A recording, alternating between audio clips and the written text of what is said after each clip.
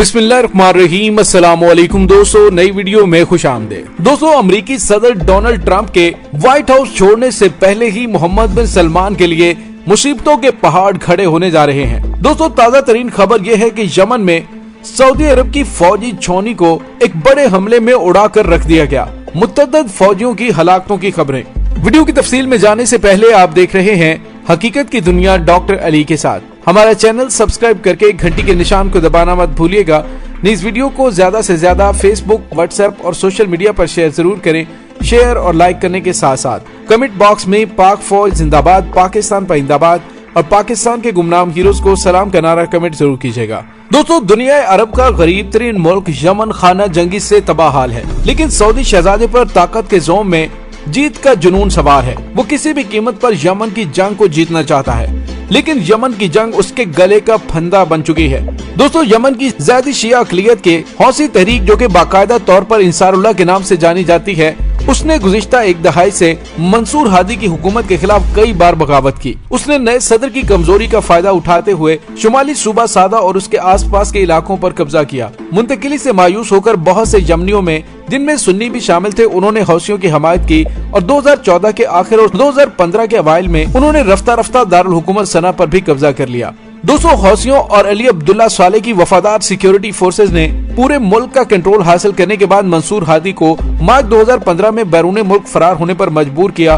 अब्दुल्ला साले की वफादार फौज के बारे में ख्याल किया जाता है कि उसने इक़्तिदार को दोबारा हासिल करने के लिए अपने पुराने दुश्मनों हौसियों की हमायत की। दोस्तों, यमन में एक ऐसे ग्रुप के उरूज से जो उनके ख्याल में इलाकाई शिया ताकत ईरान की हमायत से परवान चढ़ रहा था, सऊदी अरब और 8 दीगर अरब रियासतें, जिनमें ज्यादातर सुन्नी ममालिक शामिल हैं, उन्होंने यमन में ईरानी असर और सूख को खत्म करने, हौसियों को शिकस्त देने और मंसूर हादी की हुकूमत को बहाल करने के लिए फिजाई मुहिम शुरू कर दी।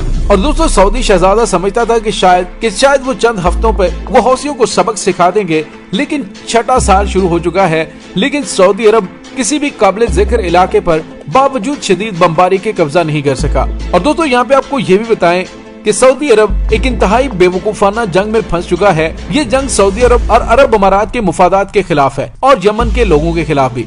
दोस्तों, सऊदी इत्तेहाद की जानिब से गुज़िश्ता रोज एक शादी की तकरीब पर बमबारी की थी और उस बमबारी के नतीजे में 5 खवातीन जाँ भाग और बच्चों समेत 17 अफराद जख्मी हो गए थे। दोस्तों, यमन के साहिली शहर अल हदीदा में एयरपोर्ट रोड पर वाक़ अल मंसूर हाल में शादी की तकरीब थी और इस दौरान नजदीक ही तोप का गोला गिरा, जिसके नतीजे में दर्जनों अफराद जख्मी हुए।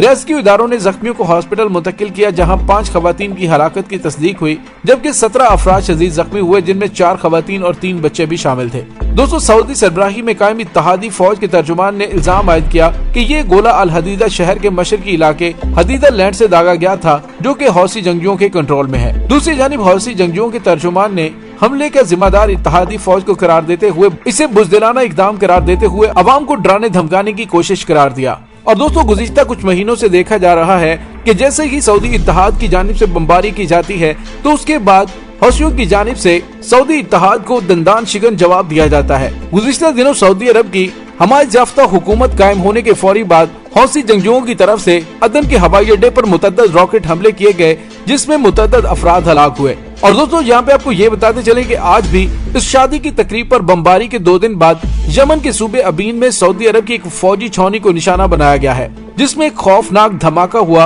और उस धमाके के बाद वहाँ की सूरत हाल ऐसी है जिससे मुतअद्दिद हलाकतों की इत्तलात मौसूल हो रही हैं। दोस्तों, याद रहे कि सऊदी अरब अपने इत्तेहादियों के हमरा मार्च 2015 से यमन में बेईमाना जारहियत में मसरूफ है और सऊदी अरब के बराह रास्त जमीनी और फिजाई हमलों के नतीजे में अब तक 17,000 से ज्यादा आम शहरी शहीद और दसियों हजार जख्मी हो चुके हैं, जबकि लाखों यमनी दरबदरी की जिंदगी गुजारने पर मजबूर हो चुके हैं। इसके अलावा सऊदी जारहियत और उससे मुकम्मल मुहासरे के बायस कई लाख यमनी बिलखुसूस बच्चे वबाई इमराज भूख की वजह से मर चुके हैं और मुतअद्दिद की जान को शदीद खतरा है। दोस्तों, इस इंसानियत सोच जारहियत में मगरबी ममालिक बिलखुसूस अमरीका के अलावा गासिब सेहूनी टोला भी सऊदी अरब के शाना बशाना खड़ा है। दोस्तों, सऊदी अरब और यमन के दरमियान ये जंग उन तमाम ममालिक के लिए एक सानहे से कम नहीं है जो इस जंग का हिस्सा है। ताहम इसका सबसे ज्यादा नुकसान यमन की गरीब और खुराक की कमी का शिकार आबादी को उठाना पड़ा है।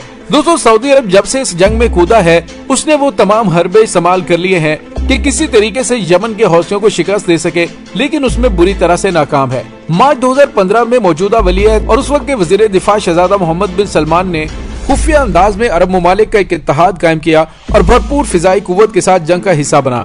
उसे उम्मीद थी कि वो चंद ही हफ्तों में हौसी जंगजुओं को हथियार डालने पर मजबूर कर देंगे। लेकिन दोस्तों आज 6 बरस होने को हैं और हजारों अफराद की हलाकतों, नकल मकानी और दोनों अतराफ से किए जाने वाले जंगी जुराइम के बाद भी सऊदी अरब की सरबराही में मौजूद ये इत्तेहाद सना और गुंजानाबाद मगरबी यमन से हौसी जंगजुओं को निकालने में कामयाब नहीं हो सका। ईरान की मदद से हौसी जंगजुओं ने सऊदी अरब पर मिसाइल और ड्रोन हमले भी किए हैं और सऊदी अरब में तेल की तंसीबात को भी निशाना बनाया है। सितंबर 2014 में दारुल हुकूमत सना में हौसी जंगजुओं के कब्जे के बाद इस तनाज़े की असल शक्ल सामने आनी शुरू हुई, जिसमें 2015 में सऊदी बादशाहत की तरफ से तेल से मालामाल इस मुल्क में सियासी और अस्करी मुदाखलत ने यमन की खाना जंगी को एक वसीतर और इंतहाई खतरनाक जंग में तब्दील कर दिया था। दोस्तों उसकी नोयत अब बैनुल-अक़वामी तनाज़े किसी हो चुकी है, क्योंकि सऊदी अरब ने यमन में बरसे पैकार अपने फौजियों को कमरबस्ता करने के लिए इत्तेहादी कुव्वतों को सहारा लिया।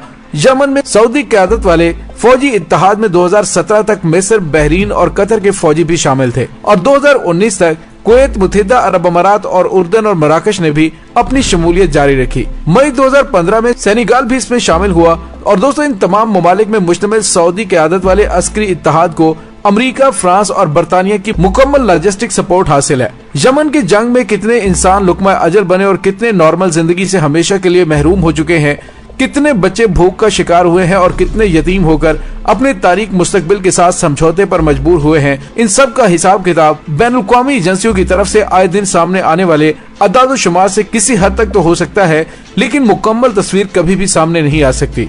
ये तनाज़ा यकीनन एक महंगा तातुल है और इस हवाले से वज़ा किए जाने वाले अक्सर अमन के मंसूबे नाकाम हो चुके हैं। और दोस्तों आने वाले दिनों के हवाले से अगर देखा जाए तो वो और भी मोहम्मद बिन सलमान के लिए खतरनाक होते नजर आ रहे हैं, क्योंकि 20 जनवरी को सऊदी वलीअहद की हमायत करने वाला डोनाल्ड ट्रंप मसनद इक़्तिदार से हट रहा है और जो बाइडन ने वाज़ेह तौर पर ऐलान कर दिया है कि यमन की जंग में अमेरिका सऊदी अरब का साथ नहीं देगा और उसे असलहा फराहम नहीं करेगा। दोस्तों जिसके बाद से मोहम्मद बिन सलमान के लिए काफी ज्यादा मुश्किलात खड़ी होती नजर आ रही हैं और इसके साथ ही ईरान की जानिब से भी वाज़ेह तौर पर ऐलान किया गया है कि डोनाल्ड ट्रंप के इक़्तिदार से हटते ही ईरान अपनी जानिब से की जाने वाली कार्रवाइयों की मुकम्मल तौर पर जिम्मेदारी भी कबूल करेगा और उसके बाद कार्रवाइयों में तेजी भी लाएगा। दोस्तों इस बयान के बाद भी मोहम्मद बिन सलमान की अकड़ काफी हद तक दूर हो चुकी है, क्योंकि वो ये समझता था कि मगरबी ममालिक और खुसूसन इसराइल और अमेरिका के साथ की वजह से वो खित्ते के अंदर अपनी बादशाहत और चौधराहट को हमेशा कायम रख सकेगा।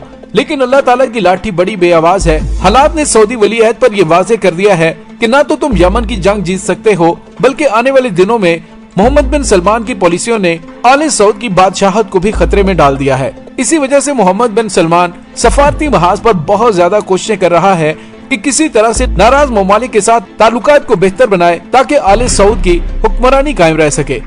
और दोस्तों अब देखना यह है कि मोहम्मद बिन सलमान आने वाले दिनों में दानिशमंदाना फैसला करते हुए बातचीत के जरिए यमन की जंग से बाहर निकलता है या फिर यमन की जंग का फैसला आले सऊद की आखिरी गलती साबित होता है। दोस्तों इसके साथ ही डॉक्टर अली को इजाजत दीजिए, इंशाल्लाह बहुत जल्द मिलते हैं एक नई वीडियो में। तब तक के लिए अपना बहुत सारा ख्याल रखिएगा। पाक फौज जिंदाबाद, पाकिस्तान पाइंदाबाद, पाकिस्तान के गुमनाम हीरोज को सलाम। अल्लाह वारिस।